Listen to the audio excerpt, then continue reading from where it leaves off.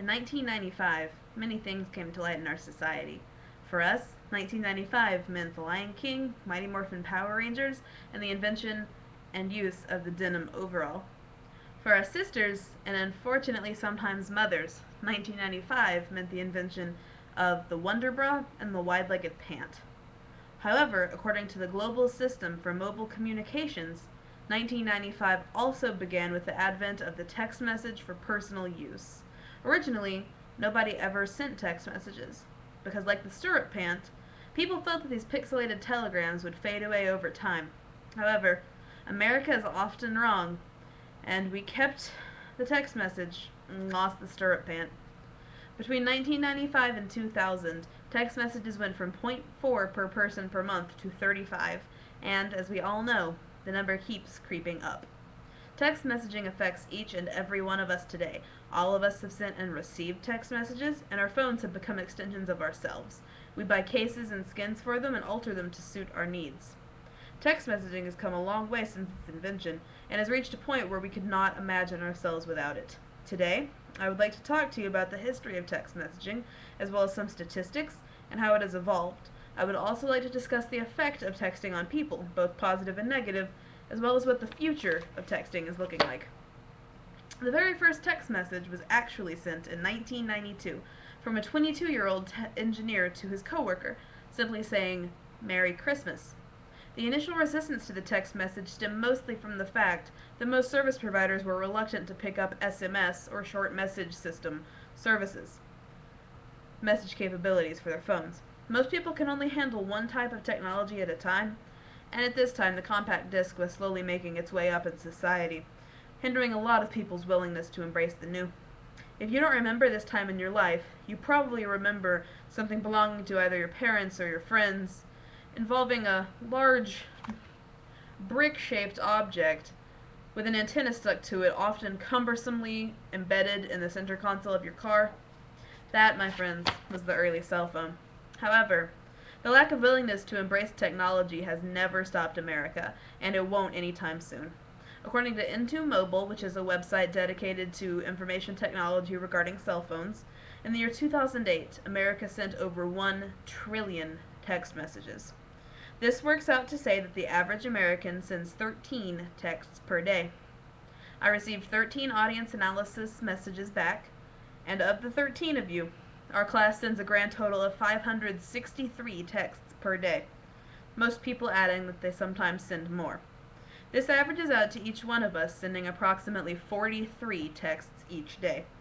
Of course, this doesn't come close to 13-year-old Raina Harvey, who, according to AT&T, sends an average of 484 text messages per day. Sheesh. It probably won't surprise anyone to know that women send more texts than men on average.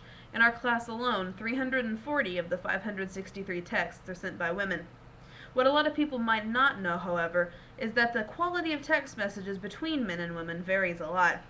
Indiana University has conducted a study which has concluded that women send much more expressive and emotional text messages than men, utilizing emoticons and abbreviations in order to take up the 160-character limit. Men use far fewer characters and prefer to just stick close to the point.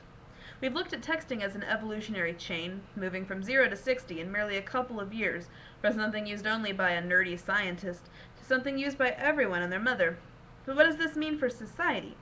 What does this invasive technology do to our culture? Does it help us, or does it hurt us? There are many advantages to text messaging, and they come in all shapes and sizes. Texting is convenient, easy, simple, and has a small learning curve. In places where a phone call might not be appropriate, a text is almost always considered acceptable, at least by the person sending it. I have had roommates and friends who will text while in the shower, at the gym, at work, on the toilet. They run the gamut. If it's 4 in the morning and you just woke up from a crazy dream about John and sea cucumbers and you want to tell someone, you can text your best friend and they'll receive the message when they wake up in the morning and feel free to reply to it.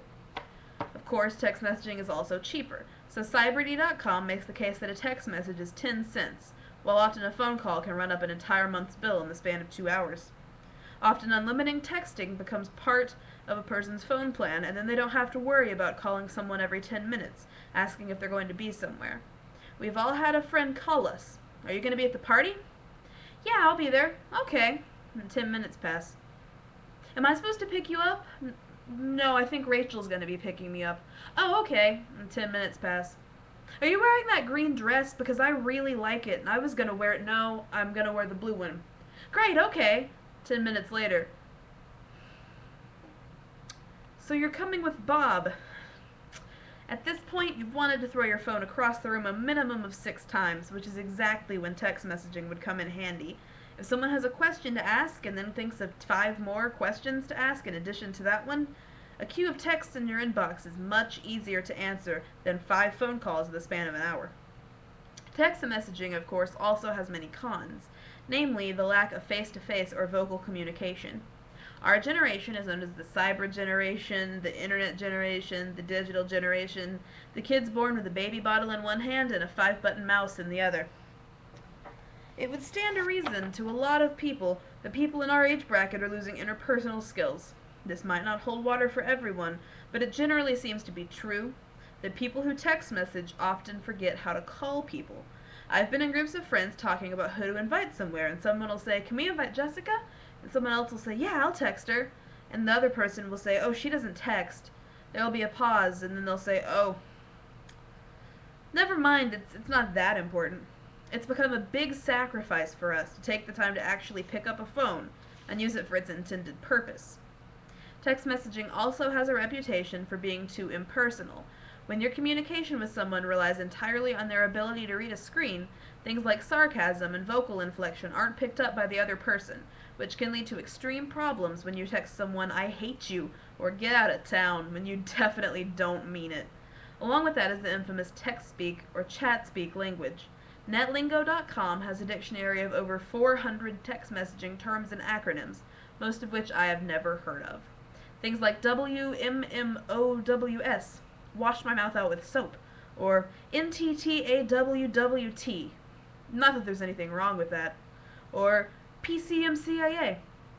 People can't memorize computer industry acronyms. These abbreviated words have become part of our worlds and our education systems.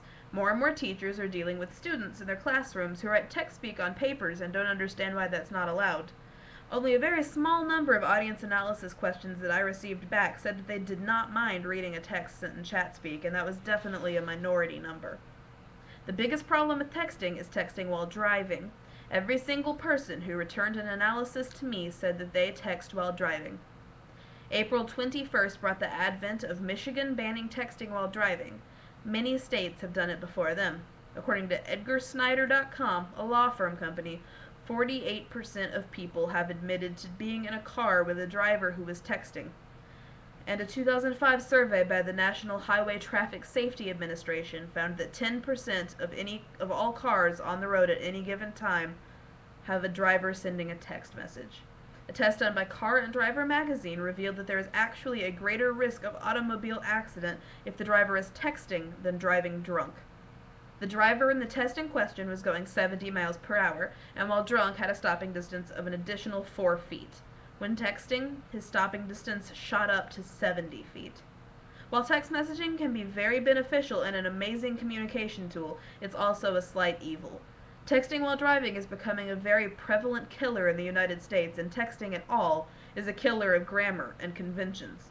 It's very tough for us as a human race to find the fine line between acceptable and over the top.